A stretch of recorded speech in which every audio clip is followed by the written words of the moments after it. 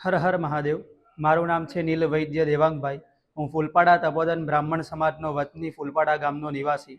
ગુપ્તેશ્વર મહાદેવ મંદિર વિશે હું તમને જણાવું તો આ મંદિર વર્ષો જૂનું છે, પુરાણી છે। જેમ આગળ કીધું તેમ રાણી અહિલ્યાબાઈએ આ મંદિરનો જીર્ણોદ્ધાર કર્યો।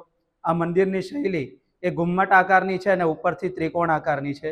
ભગવાન શિવજી અહીં ગુપ્ત રીતે સ્થાપિત થયા છે, તેથી તેમનું નામ ગુપ્તેશ્વર મહાદેવ પાડવામાં આવ્યું છે।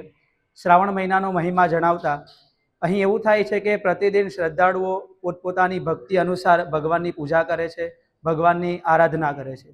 સવાર સાંજ મંદિરની આરતી તેમજ શ્રાવણ મહિનામાં વિશેષ પૂજા, રુદ્રાભિષેક જેવા ઘણા બધા કાર્યો પણ થાય છે। એની સાથે સાથે રોજ સાંજે શ્રાવણ મહિનામાં પંચવક્ર પૂજા તેમજ શ્રી શુક્લ યજુર્વેદના 40 અધ્યાયથી તેમનો રુદ્રાભિષેક પણ થાય છે, જેથી ભગવાનની શક્તિ અને ભગવાનની ભક્તિ કરવાનો ભક્તને આનંદ મળે છે, જેના કારણે ભક્ત પ્રત્યે અને ભક્તનો ભગવાન પ્રત્યે બેયનો મહિમા અતૂટ રહે છે અને તેમની નિષ્ઠા પણ જળવાઈ રહે છે। અસ્તુ।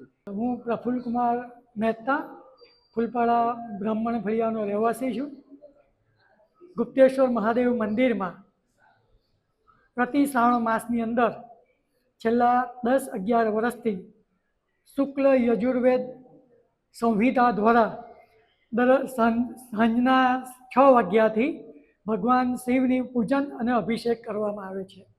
અહીં ઘણા બધા ભક્તો દેશ અને વિદેશમાંથી પણ તેમને અહીં આ દર્શન, ભગવાનના દર્શન દ્વારા તેમજ ભગવાનના આશીર્વાદ અને કૃપા પ્રાપ્તિ થાય છે અને એઓએ નિર્ધારિત કરેલા કામો એમના પૂર્ણ થાય છે, એવી આ ગુપ્તેશ્વર મહાદેવ દાદાની સૌની કૃપા છે।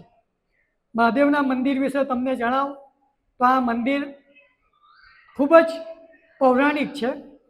રાણી અહિલ્યાબાઈએ એનો જીર્ણોદ્ધાર કર્યો છે અને સુરત મહાનગરપાલિકાના ઇતિહાસમાં પણ તેનો ઉલ્લેખ કરવામાં આવેલ છે અને તે ઉપરાંત તાપી પુરાણ, સ્કંદ પુરાણમાં પણ તેનો ઉલ્લેખ કરવામાં આવ્યો છે। ओम सौराष्ट्रे सोमनाथं च श्रीशैले मल्लिकार्जुनम् उज्जन्यं महाकालम् ओंकारं अमलेश्वर परल्यां वैद्यनाथं च डाकिन्यां भीमशङ्करं सेतुबन्धे तु रामेश्वरं नागेश्वरं दारुकावने वाराणस्यां तु विश्वेशं त्र्यम्बकं गोमतीतटे हिमालये तु केदारं दूषणेश्वरं च शिवालये एतानि ज्योतिर्लिङ्गानि सायं प्रातः पठेन्नरः सप्तजन्माकृतं पापं स्मरणेन विनश्यति। नमः पार्वतीपतये हर हर महादेव हर। गुप्तेश्वर महादेव की जय। माता की जय, माता की जय। મારું નામ ભાવના વૈદ્ય। અમે ફૂલપાડા ગામમાં રહીએ છીએ। અમે સવારે આ મંદિરમાં સવારે દર્શન કરવા અને સાંજે આરતીમાં આવીએ છીએ। સવાર સાંજ આ મંદિરમાં આરતી થાય છે। અત્યારે શ્રાવણ મહિનો ચાલી રહ્યો છે, એટલે મંદિરનું અનેરું મહત્વ છે। દરેક શ્રદ્ધાળુઓ અહીંયા પૂજા કરવા આવે છે, મંદિરે મહાદેવના દર્શન કરવા આવે છે।